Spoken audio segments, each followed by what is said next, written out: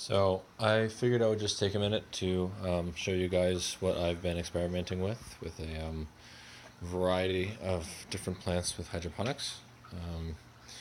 So just wanted to kind of open up. I picked up this room for about $170, and it ends up fitting pretty well in the corner of my room.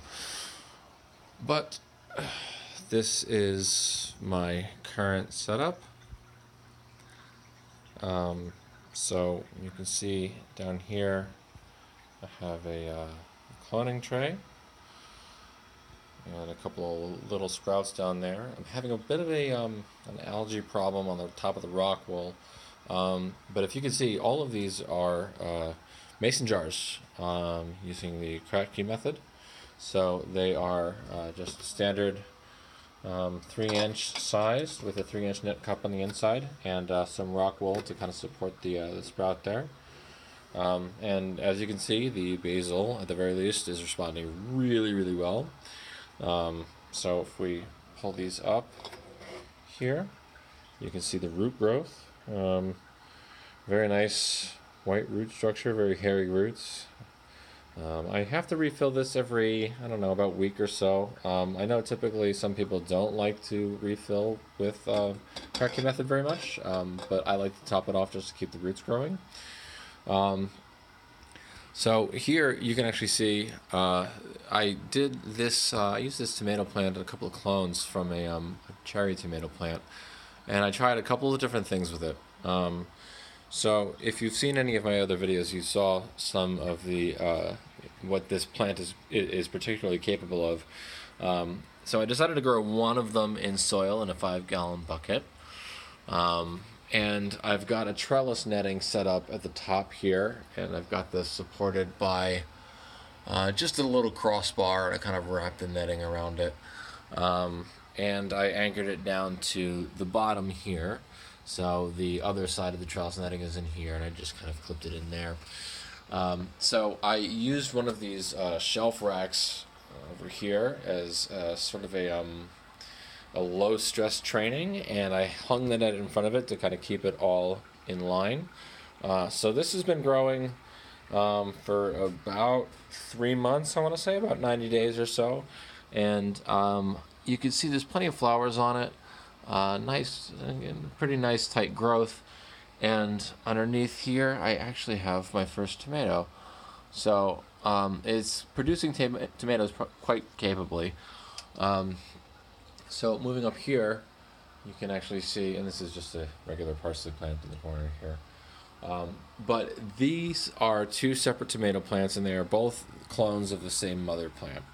And I'm doing a little bit of an experiment where on this one, I am not clipping these end leaves here. Okay. On this one, I am. So on each of these, once the vine gets long enough, I end up clipping the end leaf here. And what ends up happening is once it goes back and to the nearest joint here, it actually splits off 2 stalks. So where you clip off one, it then becomes 2. And if you repeat that pattern, what you end up getting is kind of like an even spread among each of the corners of the plant here. And you see it kind of gets like this really cool twisting pattern. So you get a very tight level of growth, and you end up getting like you can see flowers here as early as like maybe 8 to 10 inches off the base of the plant. So this is one that's actually quite thirsty. I obviously, this is a pretty tremendous root growth here. But I've just been using regular nutrient solution. It's from General Hydroponics. It's the same. I'll have to post it later. I'll post it in the description. But I've just been using that, and kind of judging by what the plant needs, I just kind of refill it. And the nice thing about these mason jars is I can unscrew these lids here, and I can lift the entire plant up. Right, so every time I want to do a water change, I tuck the roots back into the new jar, and I just lower the lid down. So the other thing that's nice about these individual Kratky methods is using the mason jars. I have the ability to put the reflective tops on any of the sites that I'm not using, which projects more light up from the bottom, which is really nice for kind of lighting underneath the canopy. So like underneath here, you can see there's a lot of growth. I'm tending to surround that with some of these reflective surfaces. But on top of that, it also allows me to experiment with individual plant sites. So you can see here, I actually did, I put a little bit more heavier nutrient solution in this one. Obviously, this is quite a bit darker than this one. And so, as you can see, part of the problem with that was I ended up getting really leggy leaves here, so it started to run away from me. However, there is still some really good growth underneath, and it seems to be going strong.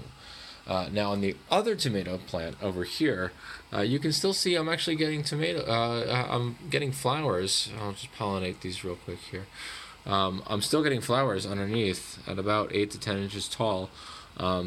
It's quite a bit for color tone than this one, only because this one has been central to just directly underneath the light throughout its entire life, so it's a little bit darker.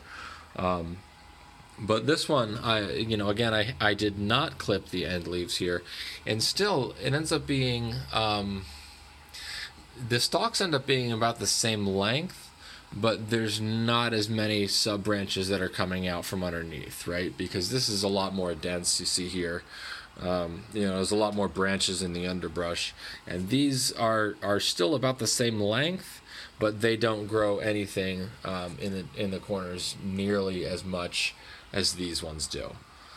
And underneath here, last but not least, I have my AeroGarden Mighty Mini tomatoes. These have been running for, I want to say, about 140 days or so. These things are just never gonna die.